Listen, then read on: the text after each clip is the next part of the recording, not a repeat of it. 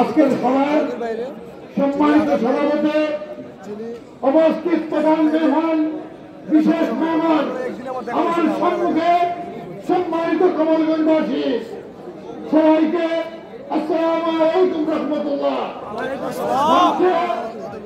কেন্দ্রীয় নেতৃত্ব রয়েছেন, সবাই কম বক্তব্য দিলেন, তাই আমি কাউকে অ্যাড্রেস না করেই এক কথা শেষ করে দিব আমার বক্তব্য।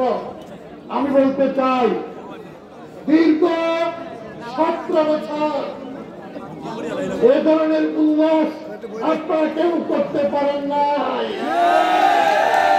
আজকে যে উল্লাস করছেন, দলকে সুসংগঠিত না করলে, দলকে তৃণমূল পর্যায়ে যদি আপনারা সুসংগঠিত না করতে পারেন, ঐক্যবদ্ধ না হতে পারেন, তাহলে এই উল্লাসের কোন দাম থাকবে না।